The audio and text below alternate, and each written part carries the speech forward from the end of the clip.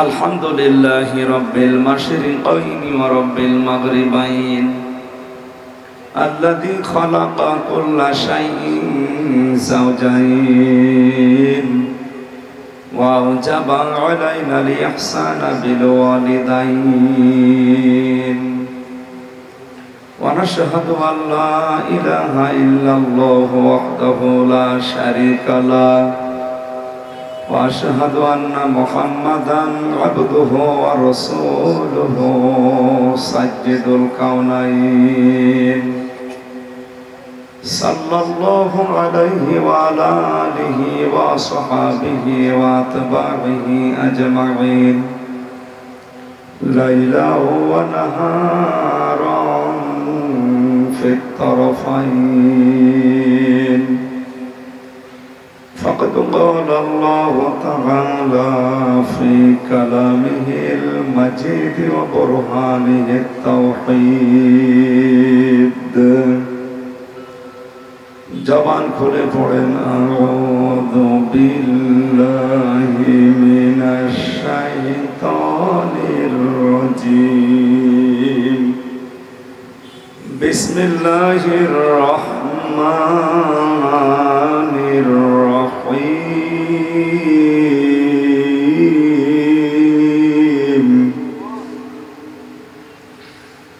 ফাযকুরুনি أذكركم واشكروا لي ولا تكفرون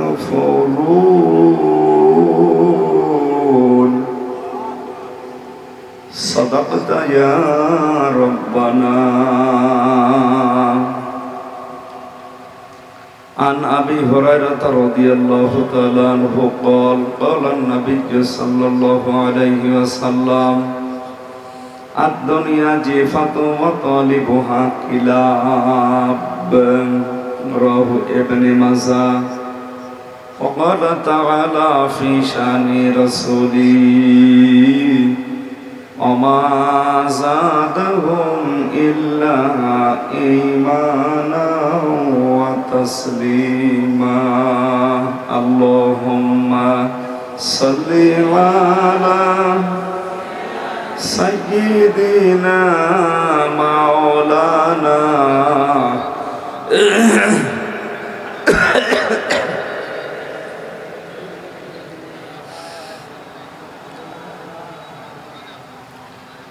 রসুল আমার ভালোবাসা রসুল আমার আলো আশা রসুল আমার প্রেম বিরহের মূল আলোচনা রসুল আমার কাজে কর্মের অনুপ্রেরণা আলহামদুলিল্লাহ। চট্টগ্রাম জেলার সাতকানিয়া থানার অন্তর্গত লোহাগাড়া থানার অন্তর্গত মুজাহিদ মিল্লাত শাহ সুফি আল্লামা মরহুম সিদ্দিক আহমদ আসাদ রহমতুল্লাহ আলাইহির রূহের মাগফিরাত কামনায় মহাবিশ্বের মহাবিশ্বয় মহান রব্বুল ইজ্জাত ওয়াল জালালের মুখের পবিত্র বাণী কোরআনে কারীম তাফসীরুল কোরআন মাহফিলের স্বনামধন্য সভাপতি, এখানে যারা আলোচনা রাখলেন জাতির শ্রেষ্ঠ সন্তান উলামায়ে ইকরাম, মাহফিলের প্রধান অতিথি শাইখুল মাশায়েখ মাননীয় জাতীয় সংসদ সদস্য জনাব এম এ মোতালেব সিআরপি আতালাল্লাহু উমরাহু ওয়া বারাকাল্লাহু ফি হায়াতি, বলেন আমিন। শুনেছি লোকটা সম্পর্কে আল্লাহ রাব্বুল আলামিন তার ভালো ভালো কাজগুলো যেন মঞ্জুর করে, অন্যায় যদি জীবনে করে ওইগুলো যেন নিজ গুণে গাফফার নামের খাতিরে মাফ করে দেন। যার মাধ্যমে এই মাহফিলে কোরআনে কারীমের দাওয়াত নিয়ে সেই কুষ্টিয়া থেকে এসেছি, বিশিষ্ট ইসলামী চিন্তাবিদ মুফাসসিরে কোরআন শ্রদ্ধাভাজন বড় ভাই জনাব মাওলানা ফানাফিল্লাহ বিন আসাদ আতালাল্লাহু উমরাহু ওয়া বারাকাল্লাহু ফি হায়াতি, মঞ্চে বসা সম্মানিত ব্যক্তিবর্গ, সামনে বসা মুসলমান ভাইরা, পর্দার আড়ালের সম্মানিতা মা এবং বোনেরা, প্রশাসনের ভাইরা, প্রাণপ্রিয় চট্টলাবাসী, দল মত নির্বিশেষে কোরআন শোনার জন্য যারা এসেছি, খুশি হয়ে বলছি আলহামদুলিল্লাহ। পৃথিবীর মানুষকে আল্লাহ যা দিয়েছেন, যত দয়া দেখিয়েছেন, সবচাইতে বড় দয়ার প্রমাণ দিয়েছেন আল্লাহ কোরআন নাযিল করে। আল্লাহ রাব্বুল আলামিন বলেন, কুল বিফাদলিল্লাহি ওয়া বিরহমাতিহি ফাবিযালিকা ফালইফরাহু হুয়া খায়রুম মিম্মা ইয়াজমাউন। সূরা ইউনূসের ৫৮ নম্বর আয়াতে আল্লাহ বলেন, এটা ফি জিলালিল কোরআন তাফসিরে আছে, নবী আপনি বলুন, তামাম পৃথিবীর মানুষ যা গেইন করে, যা অ্যাচিভ করে, যা অর্জন করে আনন্দে আছে, আমি আল্লাহর কাছে সবচাইতে দামি সম্পদের নাম কোরআনে কারীম। সুতরাং যারা কোরআন পেয়েছে তারা যেন আনন্দ করে। কে বলছেন বলেন তো? আনন্দের বিষয় এই একটা। আজকে যদিও আজকের এই দিনে অনেকে পয়লা বৈশাখ পেয়ে আনন্দে আছে, এলাকায় মনে হয় এখনো শুরু হয়নি। পৃথিবীর মুসলমানেরা আনন্দ করবে দুইটা দিবসে, ঈদুল আজহা, ঈদুল ফিতরে, তাও ইসলামের মধ্যে থেকে।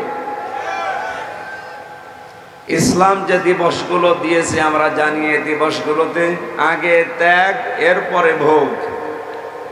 আর বাকি মানুষেরা যে দিবস বানিয়েছে, আগে ভোগ, এরপরে ত্যাগ। আন্তর্জাতিক সাম্রাজ্যবাদী যারা আছে, তারা মুসলমানদের পকেটের টাকা খসিয়ে নেওয়ার জন্য এই সমস্ত নতুন নতুন দিবস আবিষ্কার করেছে। মান তাশাব্বাহা বিকওমিন ফাহুয়া মিনহুম, যার সাথে তার সাদৃশ্য থাকবে, কিয়ামতে আল্লাহ তার সাথে তার হাসর করাবে। পয়লা বৈশাখের নামে যেটা শুরু হয়েছে, এটা মুসলমানদের কৃষ্টি কালচার নয়, এটা ইহুদি, খ্রিস্টান, বৌদ্ধদের, এটা হিন্দুদের সংস্কৃতি। সুতরাং মুসলিম দাবি করে আমরা ওইদিকে যেন না যাই, সতর্ক থাকা লাগবে। ধর্ম যার যার, উৎসব সবার, এই স্লোগান যারা দেয়, এটার বাস্তবায়ন আপনি বাংলাদেশে করতে পারবেন? এই হোলি খেলা শুরু হয়েছিল কয়েকদিন আগে, হিন্দুদের ধর্মীয় অনুষ্ঠান। কত মুসলমান এই অনুষ্ঠানে যোগ দিয়েছে। সামনে আর ২.৫ মাস পরে মুসলমানদের বড় উৎসব ঈদুল আজহা। হিন্দুদেরকে বলেন তো, তোমাদের মা গরুকে জবাই করা লাগবে কেমন দেখি, রাজি করাতে পারবেন?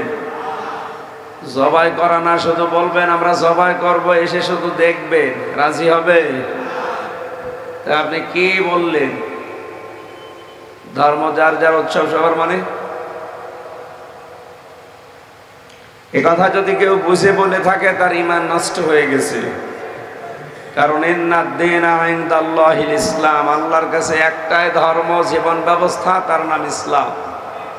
ওমা ইয়াবতাগি গায়রাল ইসলামি দীনান ফালা ইউকবালা মিন, দুনিয়াতে ইসলাম বাদ দিয়ে কোন নিয়ম নীতি দিয়ে আল্লাহকে রাজি করা যাবে না। কেউ যদি ব্যর্থ চেষ্টা করে, ও জীবনের কোনো ইবাদত বন্দেগী আল্লাহর দরবারে কবুল হচ্ছে না, হবে না। কথাগুলো যদিও শক্ত, আল্লাহ যে ফোর্সে জানিয়েছেন কোরআনে, আমরা ওই ফোর্সে বললাম। এখন যদি কারো ঈমানের সমস্যা থাকে, আর একটু সমস্যা হবে। তাহলে আজকে আমরা মুসলিমরা পয়লা বৈশাখ নিয়ে আনন্দ করতে পারি না। আমাদের আনন্দের বিষয় কোরআন। কি বলেন তো? এর সাথে যদি পয়লা বৈশাখের সম্পর্ক থাকে, এখনই আমরা নাচানাচি করব। আমরা দেখি পড়া কোরআনের বাকারা থেকে নাচ পর্যন্ত আপনি খুলে দেখেন, ঈদুল আজহা, ঈদুল ফিতর, এই দুইটা দিবস বাদ দিয়ে পৃথিবীর কোনো দিবস নিয়ে আনন্দ মুসলমানের জন্য জায়েজ নেই। এমনকি 14 ফেব্রুয়ারি, যেটা শফিক রেহমান আমদানি করেছে ইংল্যান্ড থেকে, এটাও পালন করা মুসলমানের জন্য হারাম। আল্লাহ আমাদের হেফাজত করুন হারাম কাজ থেকে। ওয়া খায়রুম মিম্মা ইয়াজমাউন, তামাম দুনিয়া যা পেয়েছে, যা পেয়ে তামাম দুনিয়া আনন্দ করে, সব কিছুর তুলনায় আল্লাহর কাছে শ্রেষ্ঠ সম্পদ কি? সুতরাং এর সাথে যার সম্পর্ক ওইটা নিয়ে আনন্দ করবে। গত 2 দিন আগে 12-11 তারিখ গেল, এই 11 তারিখের সাথে সম্পর্ক ছিল কোরআন আর হাদিসে। কিসের? লিসাইমি ফারহাতান, ফারহাতুন ইনদা ফিতরিহি ওয়া ফারহাতুন ইনদা লিকাই রাব্বিহি। নবীজি বলেন রোজাদারের জন্য 2টা খুশির সংবাদ। একটা হচ্ছে ইফতারের সময়, এখানে ফিতরিহির অর্থ 2টা, একটা ইফতারের সময় আর একটা ঈদুল আজহার নামাজে, ঈদুল ফিতরের নামাজে। ঈদুল ফিতরে নামাজ আদায় করে যখন মানুষ বাড়িতে যায়, আল্লাহর নবী বলেন ওর মা যেন কেবল তাকে প্রসব করেছে, ও একেবারে বেগুনা ব্যক্তির মতো হয়ে যায়। 2 নম্বরে তার খুশির সময় যখন আল্লাহ নিজে জান্নাতের ভেতরে রোজাদারদের সাথে সাক্ষাৎ করবে। সুতরাং গত 2 দিন আগে ঈদুল ফিতর গেল, এর সাথে সম্পর্ক আল্লাহর নবীর, এর সাথে সম্পর্ক কোরআন হাদিসের। এই জন্য আমরা আনন্দে ছিলাম। আমাদের আনন্দের ধরন কি? সেজদা দিয়ে। কি দিয়ে? আন্দাজে আনন্দ করতে পারবেন না। আগে সাদাকাতুল ফিতর আদায় করেন, গরিবের কাছে টাকা পৌঁছিয়ে দেন, ওরা টাকা দিয়ে সেমাই গোশত কিনবে, ওরা খাবার খাবে, আনন্দ করবে, হাসবে, ওইটা দেখে আপনি আনন্দ করবেন। ঈদুল আজহাতেও তা, কোরবানি জবাই করে খেয়ে ফেলবেন না, হবে না। আগে গরিবকে গোশত দিয়ে আসেন, ও খেয়ে সন্তানাদি নিয়ে আনন্দ করবে, উল্লাস করবে, খুশি হবে, ওই দেখে আপনি খুশি হবেন। কথা বলে না কেন? এই 2টা দিবস বাদ দিয়ে যত দিবস আছে আপনি মিলান তো, একটাতেও ত্যাগ, এরপরে ভোগ, এরকম আছে কিনা? আগে ভোগ, এরপরে ত্যাগ। আজকেও যেটা গেল 1 বৈশাখে, অনেকের শাড়ি আছে, এরপরও নতুন শাড়ি কিনে দেওয়ার জন্য জোরাজোরি করে। আজকে ফেসবুকে দেখেছি, সত্য কিনা জানি না, রংপুরে এক মহিলা তার স্বামীকে বলেছে আজকে 1 বৈশাখ, শাড়ি যদি কিনে দিতে না পারো 1 গাছে দড়ি দিও। ও বেচারা শখ করে দড়ি কিনে দিয়েছে, দড়ি দিয়ে গলায় দড়ি দিয়ে মারে গেছে। এজন্য এই কমেন্টে লিখেছে উনি এবছরের 1 বৈশাখের প্রথম শহীদ। একে শহীদ ও টের পাবে কবরে গেলে কত নম্বর শহীদ।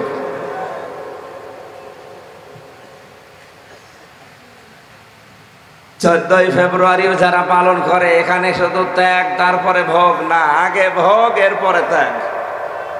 নতুন জামা নেবে, ফুলের মালা নেবে, 3 পিস নেবে, এই নেবে, সেই নেবে, শেষে যদি কিছু থাকে দেবে। তার মানে আগে খাবো, আগে নেব, এরপরে দেব, এর সাথে মুসলমানের সম্পর্ক নেই। আগে দেব, এরপরে থাকলে খাবো, এইটার নাম মুসলমানের অনুষ্ঠান। কারণ কোরআন এভাবেই জানিয়েছে আমাদের। সুতরাং কোরআনের সাথে আজকের মাহফিলের সম্পর্ক, মরহুম সিদ্দিক আহমেদ আজাদ যত বড় আল্লাহর ওলি হোক, কোরআনে কারিমের সাথে যদি সম্পর্ক না থাকতো, আজকের মাহফিলের আয়োজন তার নামে হতো? বলেন ফানা ফিল্লা বিন আজাদ যত বড় নাম করা আলেম হোক, কোরআন বাদ দিয়ে আমাকে যদি এখানে গানের অনুষ্ঠানে দাওয়াত দিত, আসতাম আমরা? কোরআনের সাথে সম্পর্ক আছে, এই জন্য এসেছি। নবীজি বলেন মান ক্বালা বিহি সাদাকা, যারা কোরআন দিয়ে কথা বলে এরা সত্য কথা বলে। আজকের এই ময়দানে সিদ্ধান্ত নেওয়া লাগবে, শুধু ওয়াজ শুনতে আসা না। যতদিন জীবিত আছি কোরআন বাদে কারো কথা শুনতে আমরা রাজি না। সে যেই হোক, ও যদি আকাশ দিয়ে উড়ে এসেও বলে না, আগে কোরআন হাতে নেন, এক একটা শব্দের 8টা 10টা 15 20টা করে অর্থ বের করে তাফসীর আকারে কথা বলেন, আমরা রাজি আছি। বলেন কোরআন বাদ দিয়ে কোন বাবার কাহিনী শোনার জন্য আমরা আর বসে থাকবো না, রাজি আছে? আলহামদুলিল্লাহ। আমানা আমিলা বিহি উজিরা, কোরআন দিয়ে যারা আমল করে তাদের পুরস্কার আল্লাহ নিজে দান করবে। এখানে একটা শিক্ষা আছে। প্রশ্ন আসতে পারে, তাহলে হাদিস দেখে আমল করলে, ফাসালে আমল দেখে আমল করলে কি সওয়াব পাবো না?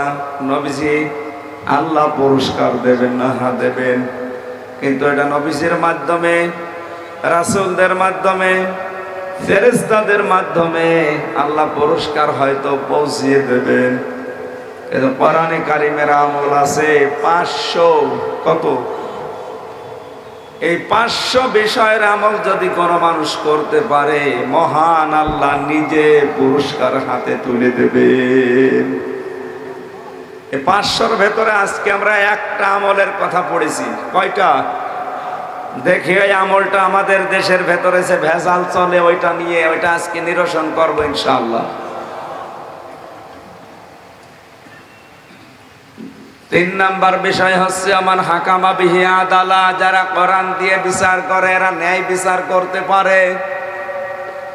এই হাদিসের অংশ দ্বারা বোঝা যায় বিশ্বে যতক্ষণ পর্যন্ত কোরআনের বিচার ব্যবস্থা কায়েম না হবে ততদিন পর্যন্ত ন্যায় বিচার আশা করা যায় না। আমার জীবন থেকেও 3টা বছর চলে গেল ন্যায় বিচার না থাকার কারণে। যে মামলা দিয়েছিল সেটা কিচ্ছু জানি না আমি, অথচ 3টা বছর আমার জীবন থেকে নষ্ট হয়ে গেল। এখন আবার মামলার চার্জশিট দিয়েছে, রায় দেবে, সাক্ষী দেবে। বলেন তো একটা কথাও কি সত্য বলে প্রমাণ করতে পারবে? কারণ ও বিষয়ে আমি কিছু জানি না। কোরআন আমার সামনে, আল্লাহর কসম ও বিষয়ে আমি কিচ্ছু জানি না। কি যে নাম দিয়েছে মামলার, আনসার আল কি যেন, সাদা জীবনে নামই শুনি, অথচ ওর কেন্দ্রীয় সদস্য আমারে বানিয়েছে। আমারে যদি দিত ইসলামী আন্দোলনের সদস্য, দিন কায়েমের একামতে দিনের কর্মী, তাও মানাতো, তাও কিছু না কিছু সত্য হইতো। আর এমন এক নাম দিয়েছে শয়তানও বিশ্বাস করে।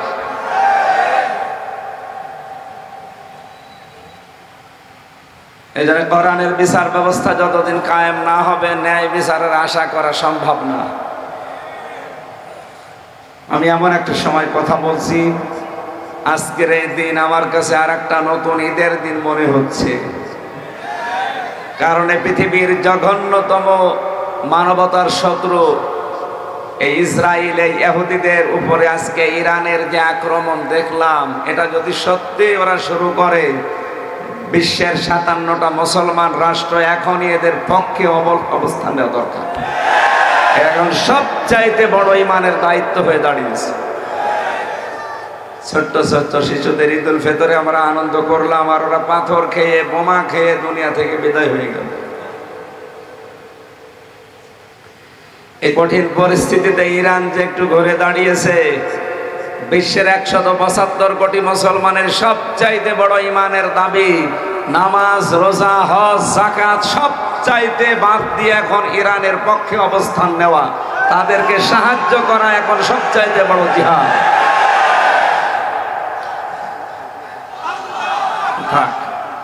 পৃথিবীর সবচাইতে বড় অভিশপ্ত জাতি, আল্লাহ যাদের অভিশাপ দিয়েছে তারা ইহুদিরা। এতদিন পর্যন্ত তারা অত্যাচার, জুলুম, নির্যাতনের সীমা ছাড়িয়ে গেছে। এখন টের পাবে যদি মুসলমানেরা সত্যি ইমানের দাবিতে 313 জনের মতো একটু বদরের ময়দানের মতো গজরে ওঠে। ওদের 1000 ছিল, আর এরা 313 জনে যদি ওরা না পারে, আজ বিশ্বে 175 কোটি মুসলমান, কিছু করা লাগবে না। 60 লক্ষ মাত্র ইহুদি আছে দুনিয়ায়। আমার তো মনে হয় শুধু আমরা প্রসাব করে দিলে ওরা ভেসে যাবে। আল্লাহ আমাদেরকে জিহাদে শরীক হওয়ার তৌফিক, মনে প্রাণে সম্পদে যেন দান করেন, বলেন আমিন।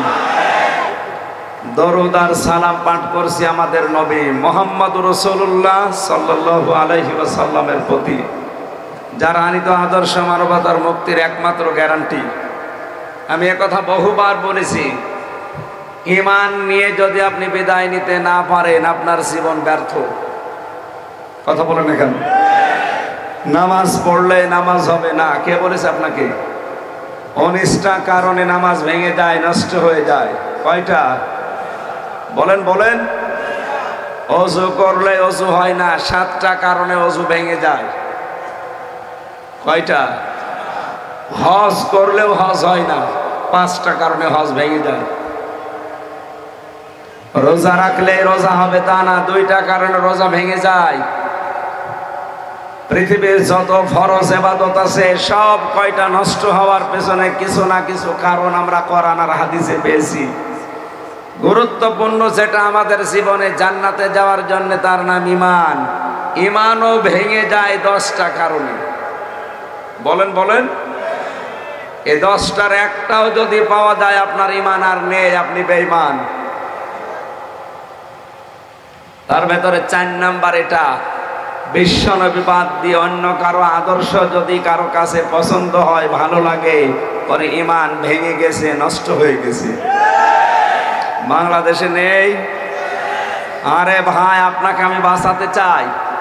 ফাইনা তাযহাবুন ইন হুয়া ইল্লা যিকরুল লিল আলামিন। কোথায় যাচ্ছেন আপনি ভেগে? এ কোরআন বিশ্ব মানবতার জন্য একটা উপদেশ। ওই উপদেশ বাণী শোনাতেই সেই কুষ্টিয়া থেকে পর্যন্ত এসেছি। আমার বাবার কথা বলার জন্যে না। আমি দেখতে পাচ্ছি কোরআন আর হাদিসের চোখ লাগিয়ে আপনি জাহান্নামে যাচ্ছেন। আজ বাংলাদেশে 100 জনের মাত্র 15 জন বিশ্বনবীকে একমাত্র আদর্শ মানে, আর বাকি 85 জন সব টানা নামায় আছে।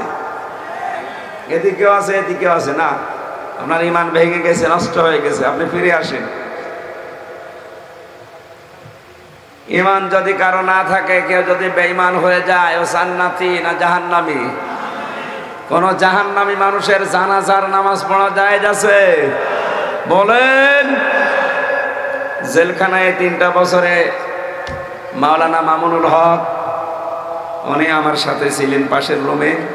দিনের বেলা এক জায়গায় থাকতাম, প্রতিদিন এক কথা উনি আমার বেশিরভাগ শোনাতেন যে আমির হামজা, বের হতে যদি পারি কোন কাফেরের, কোন মুশরিকের, কোন বেঈমানের জানাজা আমি নিজেও পড়ব না, কাউকে পড়তে উৎসাহ দেব না। কারণ কাফেরের জানাজা পড়া হারাম। বলেন বলেন, কোন হারাম কাজ যদি কেউ হালাল মনে করে করে, সে বেঈমান। কথাটা কত ওজন চিন্তা করছেন? বাংলাদেশে আজ হাজারো বেঈমানের জানাজা নির্দ্বিধায় পড়ানো হচ্ছে। এই জন্য বেঈমানদের সাহস এত বেড়ে যাচ্ছে। বন্ধ করে দেন, মাঝে মাঝে দেখেন অনেক বেঈমান টাইট হয়ে যাবে।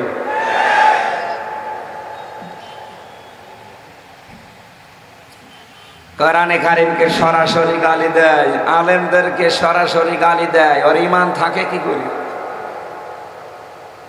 যালিকা বিআন্নাহুম কারিহু মা আনজালাল্লাহু ফাআহবাতা আমালাহুম। সূরা মুহাম্মদের 9 নম্বর আয়াত। আল্লাহ তাআলা বলেন, আমার নাযিলকৃত বিধান মানে না এমন না। কেউ যদি অপছন্দ করে, আমার নাযিলকৃত বিধান শোনার পরে কেউ যদি মন খারাপ করে, ওর জীবনের পেছনের যত ভালো আমল আছে সব আমি আল্লাহ নষ্ট করে দেব। আপনি টের পাচ্ছেন আল্লাহ কি বললেন? এ বাংলাদেশে আমার মনে হয় 96% মুসলমান না, 96% এখন বেঈমান দিয়ে ভরা। ইসলামের সাথে প্রকাশ্যে যে দুশ্মনী কথাগুলো বলে, আপনার ঈমান আছে আপনি মনে করেন? হ্যাঁ, কিছু দালাল মৌলবী আমরা আছি, মারা গেলে আমরা জানাজা পড়িয়ে কবরে দিয়ে একেবারে দোয়া করে জান্নাতে দিয়ে আসি, মনে হয় যে কন্ট্রাক্টরই দিয়েছে। জান্নাত তো আমার বাবার, আমি দিয়ে দিলাম নাকি? এগুলো সব ধোঁকা। আপনাকেও ধোঁকা দিয়ে আমরা বোকা বানাচ্ছি।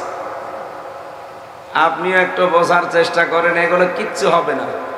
নবীজি দোয়া করেছিলেন 80 বারের উপরে, 70 বারের উপরে আল্লাহর নবীর দোয়া আল্লাহ ফেরত দেবেন বলে জানিয়েছেন না?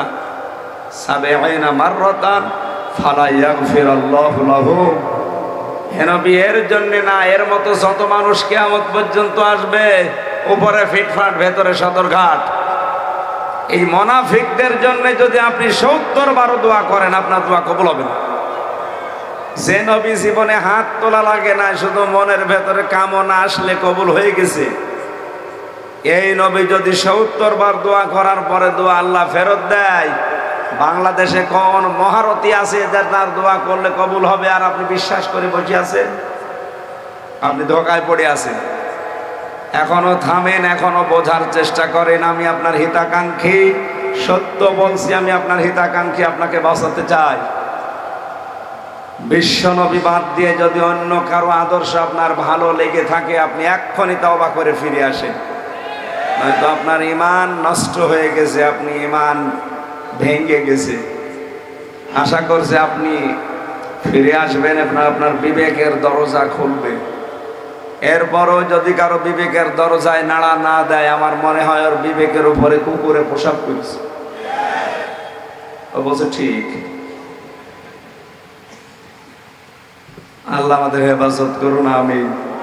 কোরআনে কারিমের ৬৬৬৬টি আয়াতের মাত্র একটা আয়াত পড়েছি, সূরা বাকারার ১৫২ নম্বর আয়াত।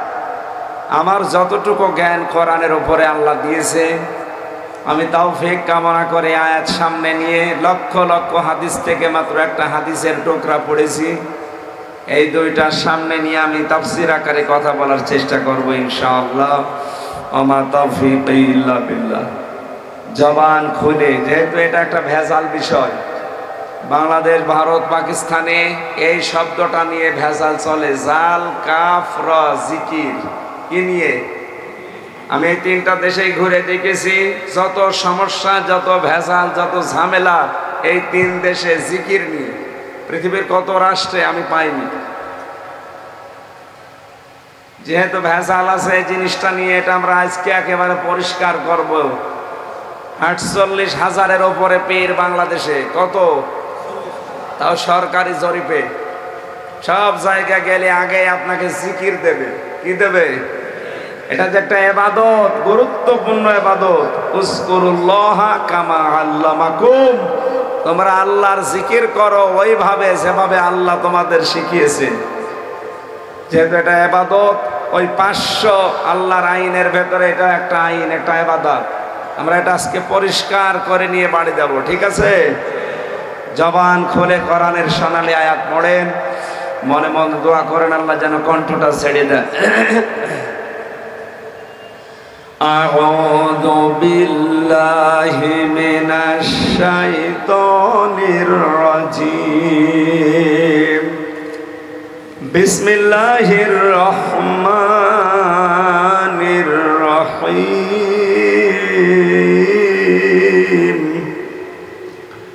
ফাযকুরুনি আযকুরকুম ওয়াশকুরুলি ওয়ালা তাকফুরুন। সাদাকাল্লাহুল আযীম। সূরা বাকারা। কোন সূরা? জবাব দেন। এটা একটা ক্লাস চলছে, ১ ঘন্টা মতো কোরআনের ক্লাসে যেভাবে ছাত্র হয়ে জবাব দেয় ক্লাসে, ওইভাবে জবাব দেবেন। রাজি আছেন তো? আমি তাহলে বুঝবো যে আপনি বুঝতেছেন। আর আমি বলেই গেলাম, আপনি শুনিয়েই গেলেন না, এটার দরকার নেই। ২ ঘন্টা ২.৫ ঘন্টা মুসা নবীর জীবনী বলছে বক্তা। সামনে শ্রোতা যারা বসে আছে, যদি জিজ্ঞাসা করেন কি শুনলেন, এখনো মাথা আছে যে কিছু বুঝি না। আপনার শোনার দরকার কি? মুসা নবীর কাহিনী বলার জন্য আল্লাহ নবী, আল্লাহ কোরআনে কারিমে কাহিনী দেয়নি, আল্লাহ দিয়েছেন এখান থেকে শিক্ষা নেওয়ার জন্য। কি নেওয়ার জন্যে? আজ বাংলাদেশের মানুষের অবস্থান, কাহিনী বলেন খুব ভালো লাগে, কিন্তু কাহিনী থেকে ৭-৮টা শিক্ষা বের করলেই তখন যখন দেখে যে না এগুলো তো মিলে যাচ্ছে, তখন বলে হুজুর এটা রাজনীতি। রংপুরের গাইবান্ধা একবার মাহফিলে ছিলাম, ছেলে যাওয়ার আগে সভাপতি আমার বলছে হুজুর মুসা নবীর কাহিনী শোনা খুব ভালো লাগে। মুসা নবীর কাহিনী যে কি ও কি টের পাচ্ছে? মুসার কাহিনী বলতে হলেই ফেরাউনের কাহিনী আসবে। এই কথা বলেন। ফেরাউন এই পৃথিবীতে খোদা দাবি করার জন্য ওর বন্ধু হামান টাকের পরামর্শ মতো ৪ দফা কর্মসূচি নিয়েছিল। মুসা নবীর কাহিনী শুনলে হবে, পাশাপাশি ওইটা শোনা লাগবে না?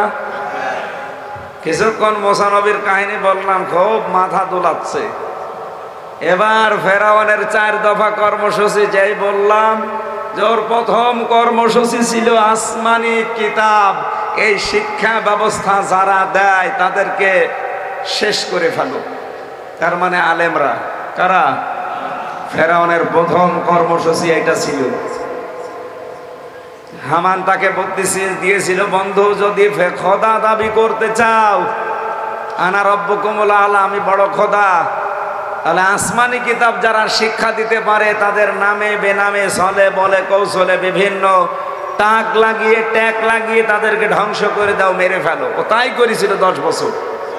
ওর প্রথম 10 বছর মিশন ছিল এদেশে আসমানি কিতাবের কোনো আলেম রাখবে না, বলেন নাউজুবিল্লাহ।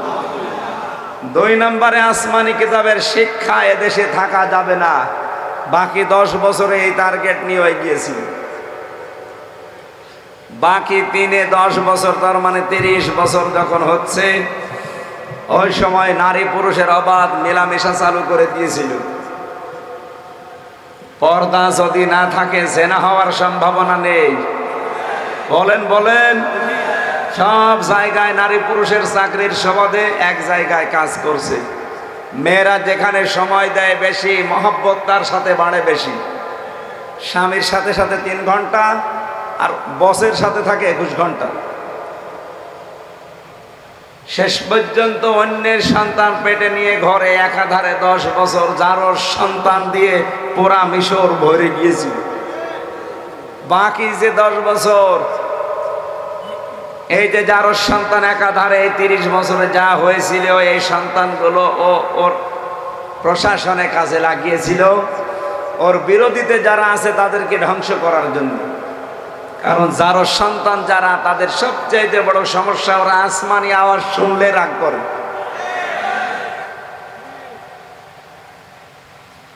এই 40 বছরে 4 দফা কর্মসূচি নিয়ে যখন সফল হয়েছে, তখন বলেছে আনা রব্বুকুমুল আলা। এখন মুসা নবীর কাহিনী তো 15 মিনিট ভালোই শুনিছে, ফেরাউনের কাহিনী কেবল 10 মিনিট হয়েছে। বলছে হুজুর মুসা নবী দরকার নেই, মুহাম্মদুর রাসূলুল্লাহর জীবনী বলে। এ তো আরো কঠিন।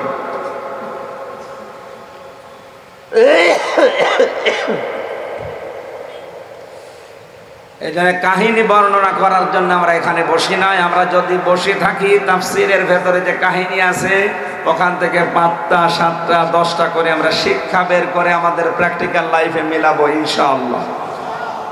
সূরা বাকারা কোন সূরা? বলেন 286টা আয়াত আছে, 40টা রুকু আছে, 152 নাম্বার একটা মাত্র আয়াত পড়েছি। আপনি এবার মিলাবেন যে এক আয়াতে কত কথা আল্লাহ দিয়েছেন। ফায়ে বায়ানি আল্লাহ বায়ান করছে, অতঃপর উযকুরুনি আমাকে স্মরণ করো, আযকুরকুম আমি আল্লাহ তোমাদেরকে স্মরণ করব। আযকুরুকুম বলে ফেলে অনেকে, না আযকুরকুম। আশকুরুলি আমার শুকরিয়া আদায় করো, ওয়ালা তাকফুরুন আমার সাথে নাফরমানি করো না, না শুকরিয়া করো না। শব্দ 4টা, কয়টা? আমার জিকির করো আমি জিকির করব, আমার শুকরিয়া আদায় করো না শুকরি করো না। কয়টা? বলেন বোঝা হয়ে গেছে না? হ্যাঁ হয়ে গেছে? তাহলে মোনাজাত করে দিলাম। আপনি বলছেন যে বোঝা হয়ে গেছে।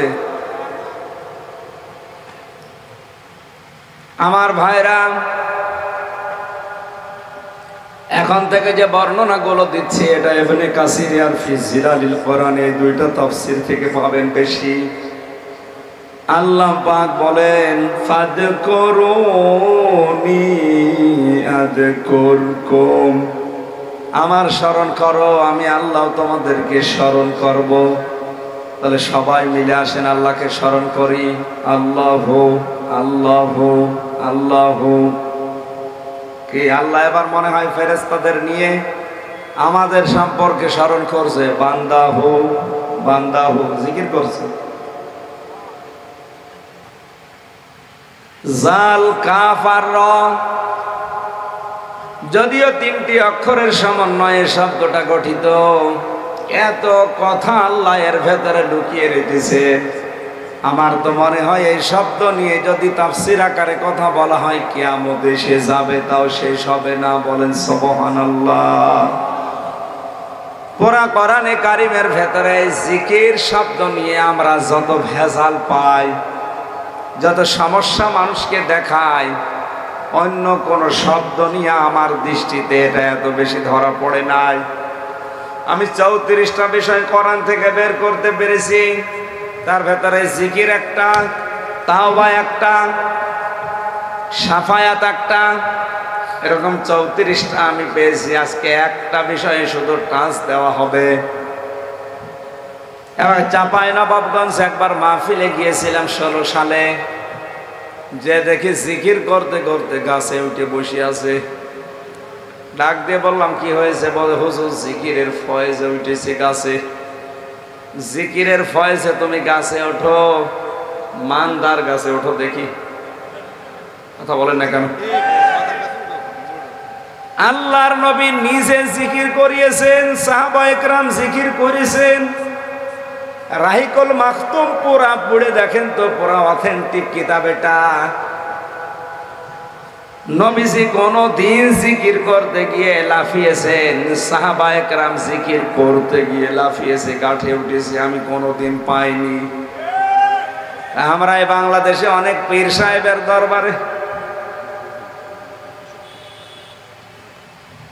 জিকির করতে দেখেছি, এদেরকে জিকির করতে গিয়ে পীর সাহেব লাফাচ্ছে, মুরিদ গুলো লাফাচ্ছে। আমার তো মনে হয় যিনি জিকির করাচ্ছেন তার ফয়েজ একটু বেশি হওয়ার কথা। কথা বলেন না কেন? সামনে যারা আছে মুরিদ ওরা লাফায় বেশি, আর পীর সাহেব চুপ করে বসে আছে। যেই হোক না কেন, এটা কোরআনের সাথে হাদিসের সাথে যেটা মেলে না। আল্লামা মামুনুল হকের কথা জেলখানার ভেতরে উনি বলতেন, কোরআন হাদিসের সাথে যদি কোনো দরবার না মেলে ভেঙ্গে গুড়িয়ে দিন। কোনো দরকার নেই ওই দরবারের, ওটা দিয়ে আল্লাহর বিরুদ্ধে কাজ হচ্ছে, শিরিক আর বেদাত আবিষ্কার হচ্ছে। উনি ওনার বাবার নামে ধরে বলতেন, যদি আমার বাবাও এটা করে আমার বাবার কবর ভেঙে দিন। আমার বন্ধুরা, চট্টগ্রামে ফটিকছড়িতে একবার এসেছিলাম, আমি নাম নিলাম না। এক মুরব্বি দেখি লাফায়। মুরব্বি লাফান কেন? ওই লাফায় মানে জিকির করছে। এত লাফিয়েও তো টেনশনে আছে জান্নাত পাবো কিনা। তুই যদি জান্নাত পেতে চাস আমার সাথে লাফা, আমারও বসে লাফা। তার মানে ওর এই টেনশন দিল কে? পীর সাহেব। পীর সাহেব এই ধোঁকা দিয়ে বোকা বানিয়ে তাকে লাফানো শিখিয়েছে। ও মনে করে যত লাভ দেব তত জান্নাত তাড়াতাড়ি পাবো। ভণ্ডামি গুলো যেন জিকিরের নামে আমাদের ভেতরে না আসে। পড়া কোরআন শরীফ আমার জীবনে আমি যতটুকু চেষ্টা করেছি চিন্তা ভাবনা করে, জিকিরের অর্থ পেয়েছি 19টা। কয়টা? সামারাইজ করে আমি 5টা বলছি। অধিকাংশ তাফসীরে 5টা বিষয়ের উপরে জিকিরের আলোচনা আছে। কেউ যদি জিকির করতে চায় 5টা বিষয় যেন সে লক্ষ্য করে জিকির আমার হচ্ছে কিনা। জিকিরের 1 নাম্বার অর্থ হচ্ছে জিকির মানে কোরআন, জিকির মানে আমার কথা নয়, আল্লাহ নিজে দলিল দিচ্ছেন, ইন্না নাহনু নাযালনাল যিকরা ওয়া ইন্না লাহু লাহাফিজুন। সূরা হিজরের 9 নম্বর আয়াতে আছে, আল্লাহ পাক বলেন জিকির আমি আল্লাহ নাজিল করেছি, এই জিকিরের দায়িত্ব হেফাজত করা আমি আল্লাহ নিজের হাতে নিয়েছি। এখানে জিকির মানে কি? আরো জোরে। বাংলার মুসলমানেরা আজ ওই পীরের দরবারে যাবেন, যে দরবারে গেলে আগে বলবে কোরআন তুলে দিলাম, এটা পড়লে আল্লাহকে পেয়ে যাবেন। মরহুম আব্দুল জব্বার রহমতুল্লাহ আলাইহি চট্টগ্রামের সিদ্দিক আসাদ রহমতুল্লাহ আলাইহি ওনাদের দরবারে গেলে আগে কোরআন শরীফ তুলে দিত, যে এটা পড়েন আল্লাহকে পেয়ে যাবেন। কথা বলেন না কেন? এখানে মুরব্বী যারা আছে অবশ্যই তারা সাক্ষী দেবেন। 48,000 দরবার এখন সরকারি জরিপে, একটা দরবার আপনি দেখান যেখানে গেলে বলে যে কোরআন তুলে দিলাম, এটা পড় আল্লাহকে পেয়ে যাবি। বলেন আমি যাব? নেই। বহু জায়গায় আমি গেছি না পাইনি, গেলেই বলে জিকির করবি, তাও জিকিরের সাইজ মেলে না। এমন জিকির দেয় কলব থাকলেও থাকে, না থাকলেও থাকে। জিকির অর্থ আল্লাহ নিজে জানিয়েছেন কোরআন। সুতরাং সে দরবারে গেলে কোরআন পাওয়া যায়, কোরআন পড়া যায়, কোরআন শেখা যায়। ওই দরবারে আপনি যাবেন, আপনাকে আমি নিষেধ করছি না। মান করাল কোরআনা ফাস্তাযহারাহু ফাহাল্লা হালালাহু ওয়া হাররামা হারামাহু আদখালাহুল্লাহুল জান্নাহ। নবীজি বলেন, যে ব্যক্তি কোরআন পড়ে আর কোরআনকে ইজহার করার চেষ্টা করে, বাবে ইফআল থেকে এসেছে। এই এদিকে তাকান। এতদিন পর্যন্ত হাদিসের এই ব্যাখ্যাটা আমরা অনেকেই শুনেছি, যে ব্যক্তি কোরআন পড়ে, মান করাল কোরআনা ফাস্তাযহারাহু, বাবে ইফআল থেকে আসার কারণে শব্দটার দিকে, বাংলা অর্থের দিকে খেয়াল করেন। বাবে ইফআল ইজহার, কোরআনকে যারা প্রকাশ করার জন্য চেষ্টা চালায়। এজহার শব্দের অর্থ আমি 7টা পেয়েছি প্রধানত। এজহার মানে দাঁড় করানো, এজহার মানে প্রকাশ করা, এজহার মানে স্পষ্ট করা, এজহার মানে কায়েম করা। কোরআনকে যারা কায়েম করার জন্য চেষ্টা চালাবে, আল্লাহর নবী এজহার দেওয়ার পরে ফাহাল্লা হালালাহু দিয়েছেন। এই কারণে কোরআন যদি কায়েম না হয় পরিবার, সমাজ, রাষ্ট্রে, তাহলে অনেক হালাল জিনিস আছে, এই হালাল জানার পরেও মানা যায় না। এ বাংলাদেশের দিকে তাকান। কোরআন আজ কারিমে এই দেশে স্পষ্ট নেই, দাঁড় অবস্থায় নেই, কায়েম অবস্থায় নেই, কোরআন প্রতিষ্ঠা নেই। এই জন্য অনেক হালাল জিনিস আমরা জানার পরও মানতে পারছি না, অনেক হারাম জিনিস জানার পরও ছাড়তে পারছি না। কথা বলো না কেন? আজ জানি আমরা অনেকেই সুদ খাওয়া হারাম, কিন্তু বাস্তবে আমাদের ডাইরেক্ট ইনডাইরেক্ট এটা খেতে বাধ্য করা হচ্ছে, আমরাও বাধ্য হচ্ছি। কারণ যাকাত ভিত্তিক অর্থনীতি যতদিন কায়েম না হবে ততদিন পর্যন্ত এদেশে জিবরাইল ফেরেশতা বাস করলো, সেও সুদখোর। এই টুপিটা মাথায় দিয়ে অনেকে সুন্দর মনে হচ্ছে না, এর ভেতরেও সুদ আছে। কারণ ট্রফিটা যে ফ্যাক্টরিতে বানিয়েছে, ওই ফ্যাক্টরি ওলা অবশ্যই ব্যাংক থেকে লোন নিয়েছে। এই কথা বলছেন না কেন? যাকাত ভিত্তিক অর্থনীতি যতদিন পর্যন্ত এই বাংলাদেশে সরকারিভাবে, রাষ্ট্রীয়ভাবে কায়েম না হবে ততদিন এই দেশে বসবাস করে আপনি ডাইরেক্ট ইনডাইরেক্ট সুদ থেকে মুক্ত হতে পারবেন না। ঘুষ খাওয়া হারাম আমরা জানি, কিন্তু এমন এমন জায়গা আছে যেখানে ঘুষ নিতে নিচের অফিসার গুলো বাধ্য হচ্ছে। আমার যে গাড়িটা এই চট্টগ্রাম থেকে কুষ্টিয়া পর্যন্ত যেতে, ওর কাগজপত্র ঠিক আছে, ওর রোড পারমিট আছে, ড্রাইভারের ড্রাইভিং লাইসেন্স আছে, সব ওকে। এরপরও এই 550 কিলোমিটার যেতে কমপক্ষে 8 থেকে 9 জায়গায় আল্লাহর ওলিরা গাড়ি দাঁড় করাবে। বলবে হুজুর দোয়া দিন। যদি বলে আমি তো সানাফিল্লাহ বিন আসাদ সাহেবের ওখানে দোয়া দিয়ে আসলাম, না, যে দোয়া নিয়ে এসেছেন ওই দোয়া দেন। শেষে বলেন তো এই জায়গা থেকে পর্যন্ত দোয়া দিতে দিতে আমার যদি 2000 করেও দেওয়া হয়, 18-20 হাজার খালি দোয়ায় যাবে। দেবে কয় টাকা? গাড়িতে এত দূর থেকে নিয়ে আসলে 18-20 হাজার টাকা গাড়িতে চলে যাবে।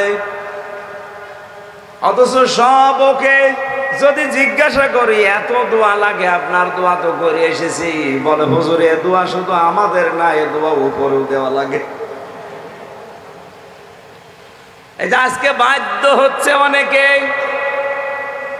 যে আপনি মানতে পারছেন না, একটাই কারণ, কোরআন ইজহার নেই, প্রকাশ নেই, প্রতিষ্ঠা নেই, কায়েম নেই।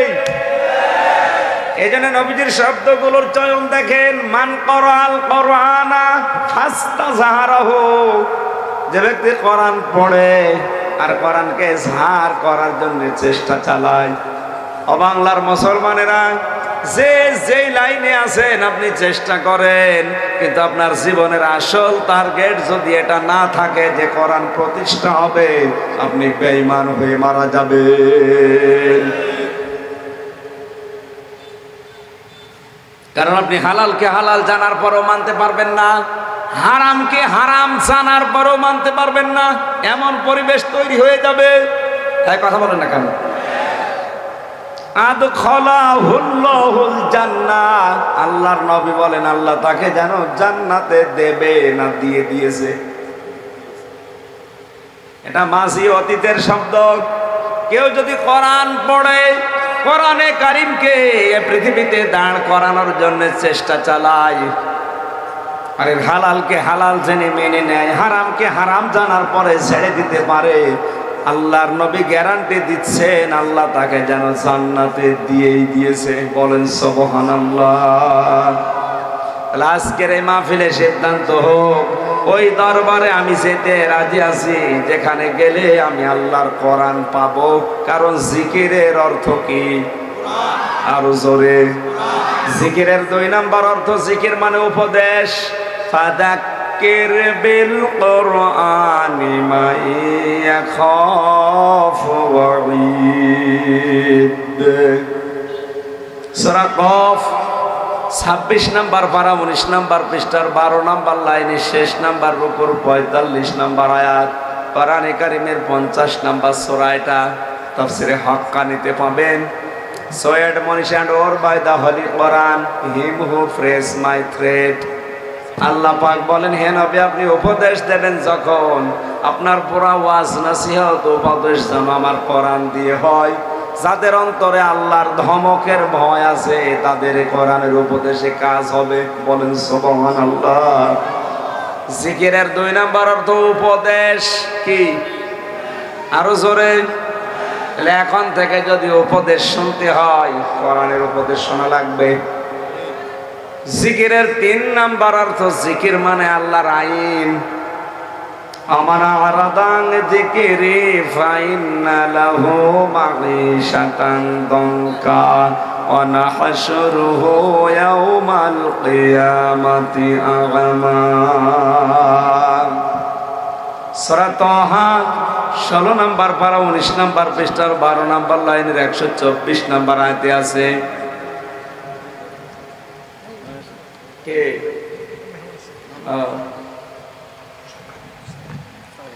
সুবহানাল্লাহ ওয়ালহামদুলিল্লাহ লা ইলাহা ইল্লাল্লাহ।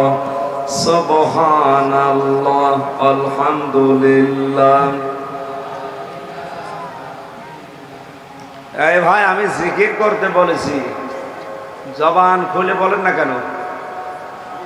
সুবহানাল্লাহ আলহামদুলিল্লাহ লা ইলাহা ইল্লাল্লাহ লা ইলাহা ইল্লাল্লাহ মুহাম্মাদুর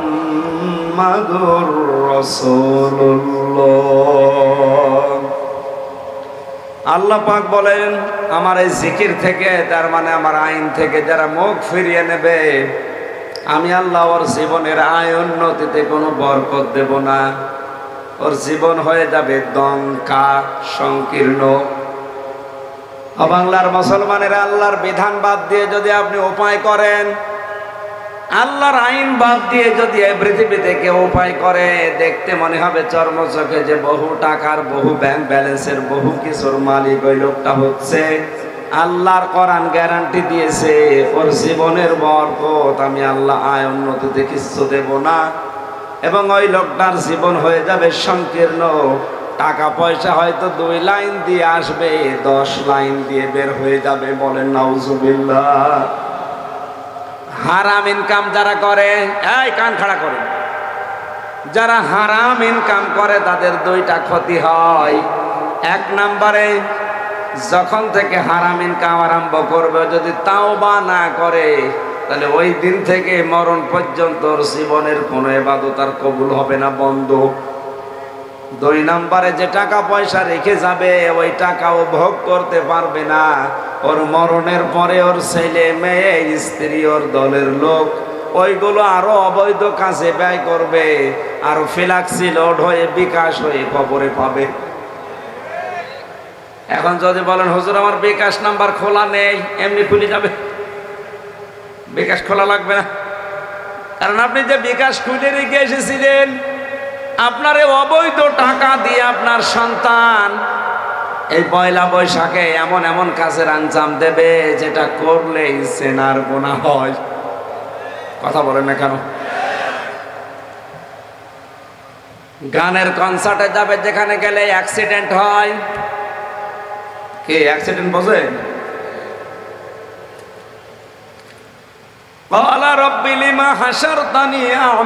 লোকটা বলবে রব্বুল আলামিন আমার তো চোখ ছিল দুনিয়ায়, এখন আমি দেখতে পাই না, আমার চোখ ফিরিয়ে দাও।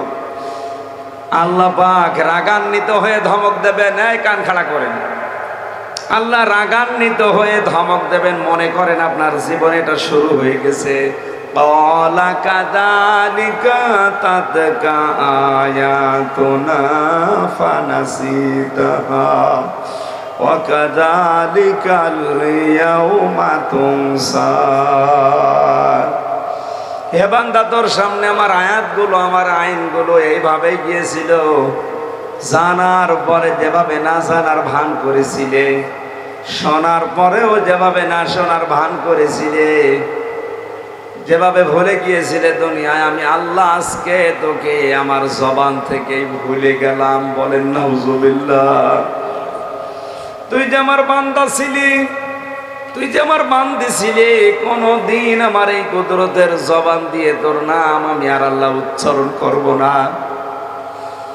চট্টগ্রামবাসী, আপনি নিজের দিকে তাকিয়ে এবার ভাবেন, আল্লাহর আইন বাদ দিয়ে দুনিয়ার জীবন যেভাবে আমরা কাটাচ্ছি, এখনই যদি মারা যায়, মহান আল্লাহ যদি ধমক দিয়ে আমাকে বলে হামজা তুই যে আমার বান্দা বান্দি, জীবনে আর কোনোদিন তোর নাম আমি আর উচ্চারণ করব না, যা।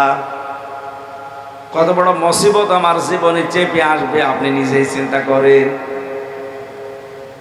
অথচ এটা আমাদের জীবনে প্রত্যেকেরই সামনে ঘুরছে। এখানে জিকির মানে আল্লাহর আইন, যে যেখানে আছেন ওই জায়গা থেকে আল্লাহর আইন কিভাবে প্রতিষ্ঠা করা যায়, জিকির যদি করতে চান এই নিয়মে করেন। আপনি তাবলীগ করছেন, করেন, চিল্লা দিচ্ছেন, দেন। আপনার জীবনের টার্গেট থাকা লাগবে, আকিমুদ্দিন, দিন কি করে কায়েম হয়। দরবার চালাচ্ছেন, চালান, মরিদ বানাবেন, বানান।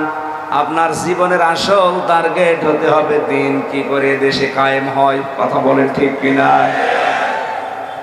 এটা যদি কারো জীবনের উদ্দেশ্য না হয়, মারা যাওয়ার সময় ঈমান পাবে না, মুনাফিক হয়ে মরবে। কারণ আপনি জিকির বোঝেননি। জিকিরের 4 নাম্বার অর্থ, জিকির মানে সালাত। ইযা নুদিয়া লিস-সালাতি মিন ইয়াউমিল জুমআতি ফাসআউ ইলা যিকিরিল্লাহ, ইলা আখিরি আয়াত। সূরা জুমার 9 নম্বর আয়াতে আল্লাহ পাক বলেন, যখন আযান দেওয়া হয়, দুনিয়ার সব কাজ কাম বাদ দিয়ে আমার জিকিরের দিকে দৌড়াও। এখানে জিকির মানে নামাজ। সুতরাং যে দরবারে গেলে নামাজের ট্রেনিং পাওয়া যায়, নামাজের শিক্ষা পাওয়া যায়, নামাজের কথাগুলো বোঝা যায়, বাস্তবে মানা যায়, ওই দরবারে আপনি যাবেন, আমি নিষেধ করছি না। কিন্তু যে দরবারে গেলে নামাজের কোনো নিয়ম নীতি নেই, নামাজ পড়াও লাগে না,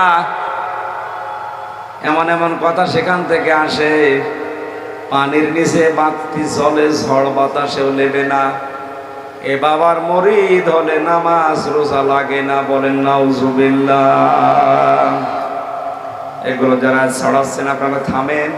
নিজেদেরকে তো নষ্ট করছেন, জনগণকে জাহান্নামে নেওয়ার জন্য আপনারা উঠে পড়ে লেগেছেন। ও চট্টগ্রামবাসী, নামাজ এমন গুরুত্বপূর্ণ ইবাদত আল্লাহর দরবারে। এ পৃথিবীর যত আইনগুলো আমরা দেখতে পাই, সব আল্লাহ পাক এই দুনিয়াতে ফেরেশতা জিবরাইলকে দিয়ে একটা একটা করে পাঠিয়েছেন। শুধুমাত্র নামাজ আমার আল্লাহ নিজে আরো সে বিশ্ব নবীকে নিয়ে এটা উপহার দিয়েছে। ৯৬% মুসলমান এই দেশে আমরা আছি। মুসলমান আর বিধর্মী এদের ভেতরে পার্থক্য করার বিষয় নামাজ। আজান হলে মুসলমানেরা মাস্ট বি নামাজ পড়বে। কথা বলেন না কেন? যে মুসলমান দাবি করার পরেও নামাজ পড়েন না, আমি ফতোয়া দিলাম সূরা মুদ্দাসসির থেকে আপনি জাহান্নামে যাবেন। কারো ফতোয়া লাগবে না। আপনি যত বড় দলের নেতা কর্মী হন, নামাজ যদি না পড়ে দুনিয়া থেকে বিদায় নেন, ফতোয়া দিলাম আপনি জাহান্নামী।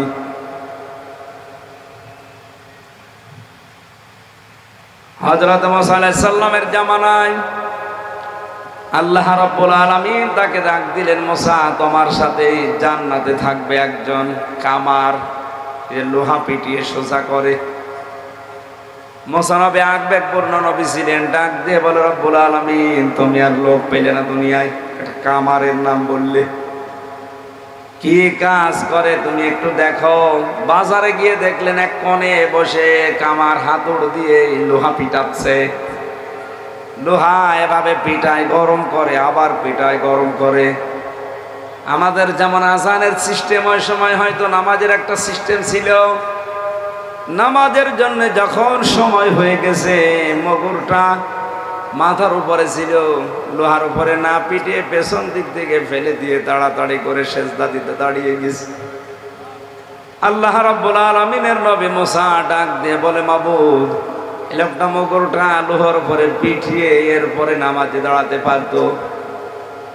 নামাজের সময় হওয়ার সঙ্গে সঙ্গে পেছন দিক থেকে মুগুর ফেলে দিয়ে তোমাকে সেজদা দিতে দাঁড়িয়ে গেছে। তোমার বিধান মানতে যে লোকটা এত বেশি তৎপর, তাকে তুমি জাহান্নামে দিতে পারো না। নামাজে আল্লাহর সেজদায় গুরুত্ব দেওয়ার কারণে জান্নাতের গ্যারান্টি যদি আল্লাহ মুসা নবীর মাধ্যমে তারে দিতে পারে, বিশ্বনবী মুহাম্মদুর রাসূলুল্লাহ আমাদেরকে জানিয়েছেন, ৫ ওয়াক্ত নামাজ যদি কেউ আদায় করতে পারে, এর শিক্ষাগুলো নিয়ে মহান আল্লাহ তাকে জান্নাতের গ্যারান্টি দিয়ে দিলেন। মুসলমান ভাইরা জীবনে আর যাই করেন, ফরজ নামাজ ছাড়বেন না, যত ক্ষতি হোক। কেউ যদি ফরজ সেজদা ছেড়ে দেয়, আল্লাহ পাক নিজে তার দায়িত্ব ছেড়ে দেয়। বলেন নাউজুবিল্লাহ। আল্লাহ যদি কারো দায়িত্ব ছেড়ে দেয়, ওই ১ সেকেন্ডও সুস্থ হয়ে বাঁচতে পারবে না। বিজ্ঞান এখন প্রমাণ করছে রক্তের ভেতরে ৫ প্রকার ক্যান্সার হচ্ছে। আল্লাহ যদি কারো দায়িত্ব ছেড়ে দেয়, ১ প্রকার ক্যান্সার যদি রক্তে লেগে যায়, আপনার নিজের যা আছে তা না ১৪ বংশ বিক্রি করে একটা ঔষধের পয়সা হবে না। আমি তামিলনাড়ুতে ছিলাম ১ মাস ২৩ দিন, ওখানে অবস্থান করে কয়েকটা জিনিস আমার নজরে এসেছে। সিলেটে বাড়ি এক লোকের, আজ ১৩ মাস আমার পাশের বিল্ডিং এ ছিল। পায়ের নিচে ওর ফুসকুড়ি হয়েছিল একটা। সিলেটে দেখানোর পরে ঢাকাতে দেখিয়েছে, বলেছে তেমন কিছু না, থাকো। শেষ পর্যন্ত যন্ত্রণায় আর বাঁচে না, গেছে ভারতের কলকাতায়, ওখান থেকে পাঠিয়েছে তামিলনাড়ু সিএম হাসপাতালে, সিএমসি। ওখানে ১৩ মাস থাকার পরে ডাক্তারেরা পরীক্ষা করে কয়েকদিন, তখন ছিলাম আমি, তার কয়েকদিন আগে রিপোর্ট দিয়েছে যে আপনার রক্তের ভেতরে ৫ প্রকার ক্যান্সার হয়, তার ভেতরে এটা একটা। আপনার ৩-৪ মাসের বেশি বাঁচবেন না। অথচ ওই সময় তার কোটি টাকার উপরে খরচ অলরেডি হয়ে গেছে। কিছুই না, শুধু একটা ফুসকুড়ি থেকে যদি এই হয়, আল্লাহ যদি কারো দায়িত্ব ছেড়ে দেয়, তার ১ সেকেন্ডও সুস্থ হয়ে বাঁচা সম্ভব না। মাঝে মাঝে একা থাকলে আমার মনে হয়, এই যে আল্লাহ মাহুল বায়ান, এই আয়াতটা যখন গবেষণা করেছি আমি, বিজ্ঞানের সাথে মিলিয়েছি, তাফসিরে আধুনিক যেগুলো তাফসির পাওয়া যায় আমি মিলিয়ে দেখলাম, বিজ্ঞান এখন জানিয়েছে কয়েক ইঞ্চি জায়গা, এখান থেকে এক একটা কথা বের হতে ২৭টা ধাক্কা লাগার পরে একটা কথা তৈরি হয়। আল্লাহ যে মানুষকে বানিয়েছেন আর কথা বলা শিখিয়েছেন, এটা আল্লাহর বিশেষ দয়া। অথচ এই কথাটা তৈরি করতে 27টা ধাক্কা লাগার পর একটা কথা তৈরি হচ্ছে। কোরআন আর হাদিসের তাফসিরে আমি পড়েছি, নবী জানিয়েছেন এক একটি জায়গায় একজন করে ফেরেশতা বসে আছে। এই 27টা ধাক্কা লাগার জন্য 27টা ফেরেশতা একজনের কাছে আরেকজন পৌঁছিয়ে দিচ্ছে। এরপরে আমার মুখ দিয়ে একটা কথা বের হয়। আল্লাহ যদি সত্যি দায়িত্ব ছেড়ে দেয়, আপনার কথা এখনই বন্ধ হয়ে যাবে, আপনার রক্তের ভেতরে ক্যান্সার লেগে যাবে, ঘুম যদি বন্ধ হয়ে যায়। গতকালকে থেকে আমার পরীক্ষায় আমার প্রস্রাব বন্ধ ছিল। আমি ডাক্তারের কাছে পরামর্শ নিয়ে জানতে পারলাম প্রস্রাব চালু হতে পারে শুধু একটা দিন, বেশি না, 18 ঘন্টা মতো। 18 ঘন্টার প্রস্রাব হয় না। আমার কি হয়েছে জানি না, পরীক্ষা করে ডাক্তার আমারে বলেছে 12,500 টাকা এখনই খরচ হবে, প্রস্রাব আমি আপনাকে করিয়ে দিতে পারবো। অথচ কিছুই না। টের পাচ্ছে আপনাকে টাইট করতে আল্লাহর কিছু লাগবে না, শুধু ঘুম বন্ধ করে দেবে। 3 দিন একাধারে না ঘুমালে 70,000 এই সূক্ষ্ম সূক্ষ্ম তার দিয়ে ব্রেনের ভেতরে 6টা কাজ আল্লাহ করছে।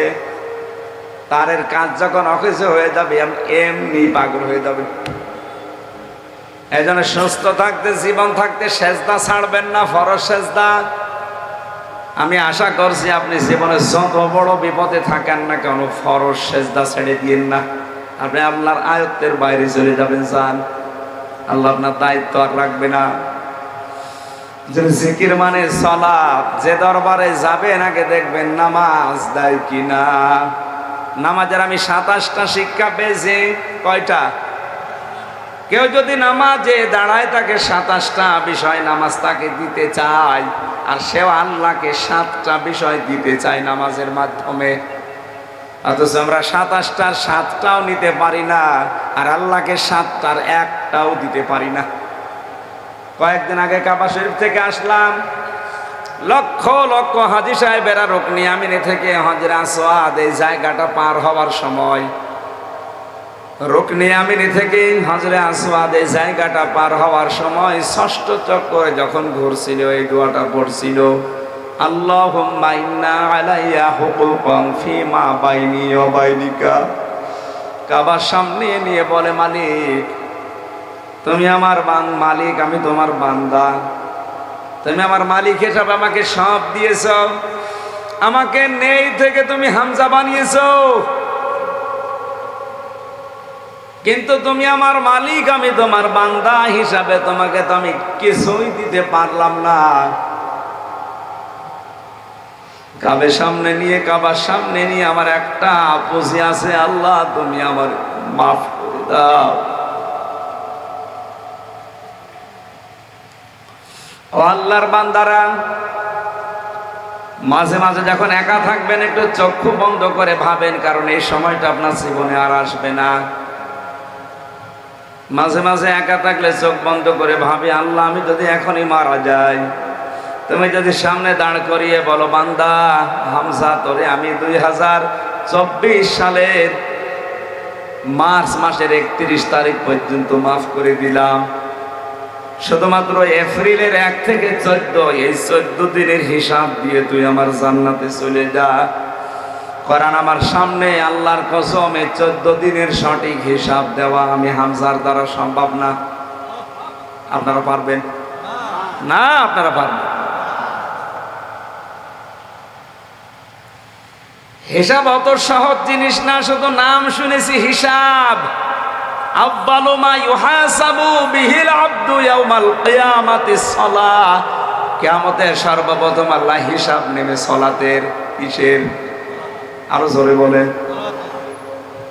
কোনদিন একটুবার চিন্তাও করি না যে হিসাবটা কিভাবে দেওয়া লাগবে, কি এটা। কোন মানুষের জীবনে যদি এই চিন্তা একবার প্রবেশ করে, ওর জীবনটা একবারই পরিচ্ছন্ন হয়ে যাবে।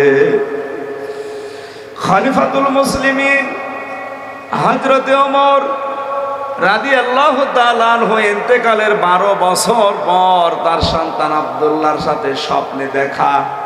হাদিসটা যদিও দুর্বল, আমি শিক্ষার জন্য বলছি। 12 বছর পর তার সন্তান স্বপ্নে দেখছে হেঁটে আসতেছে বাবা সাদা পোশাক পরে। ডাক দিয়ে বলে, আব্বাজান কোথায় ছিলেন এতদিন? কতদিন দেখি নাই আপনাকে। হযরতে ওমর বলে, সন্তান আজ 12 বছর আমি দুনিয়ার জীবন ছেড়েছি। 12টা বছর আল্লাহর দরবারে আমার কৃতকর্মের হিসাব দিচ্ছিলাম। শেষ পর্যন্ত মহান আল্লাহ আমাকে মাফ করে দিয়েছে তার গাফফার নামের খাতিরে। এখন আমি জান্নাতের নহর থেকে গোসল করে সাদা কাপড় পরে জান্নাতে যাচ্ছি। চট্টগ্রামবাসী আকাশের তারকার চাইতে তার জীবনে নেকির কাজ বেশি ছিল। কোন রাস্তা দিয়ে গেলে শয়তান পর্যন্ত 40 দিন রাস্তায় যেতে ভয় পেত। জান্নাতের সার্টিফিকেট তিনি জিন্দা অবস্থায় হাতে পেয়েছিলেন। নবীজি বলেন, আমার পরে নবী আসবে না, রাসূল আসবে না। যদি নবী আল্লাহ কাউকে বানায়, ওমর আল্লাহর নবী হয়ে যাবে। এত বড় কথা কারো পক্ষে আল্লাহর নবী বলেননি। এই দরজার মানুষ যদি 12 বছর লাগে, তারপর আল্লাহ তাকে নিজ গুণে মাফ করে দিয়েছেন। আমাদের জীবনের হিসাবে কত বছর লাগবে আপনি এবার মিলান। না, হচ্ছে না। আমি আমার জীবন সম্পর্কে খুব চিন্তা ভাবনায় আছি। আল্লাহ পাক যদি আমাকে মাফ না করে কিয়ামতে বলে, যা তোরে আমি মাফ করলাম না, জাহান্নামে দিয়ে দিলাম। আমার 33 বছর বয়স, 33 বছর না, 1033 বছর দুনিয়ায় বেঁচে থেকেও আমার কোনো লাভ। এই উপলব্ধিটা যেন আমাদের আসে।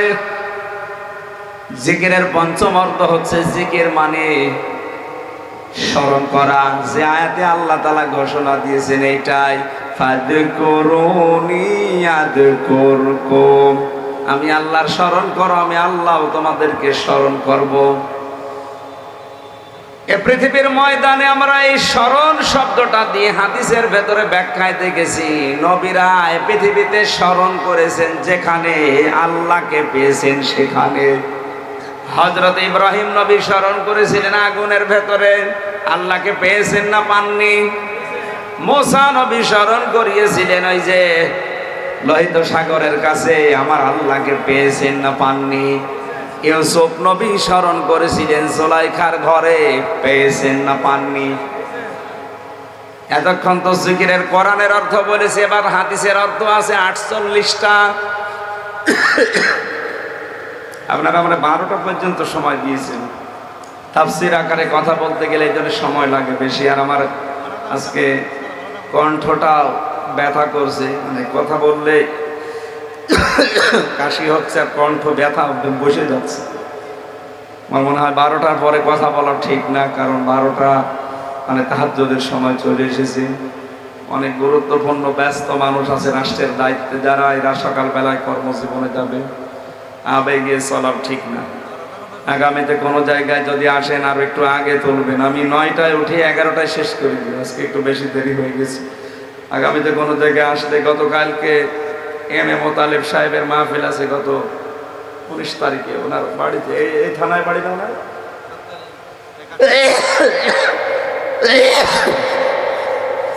আপনাদের এমপি সাহেবের মাহফিল 19 তারিখে আছে।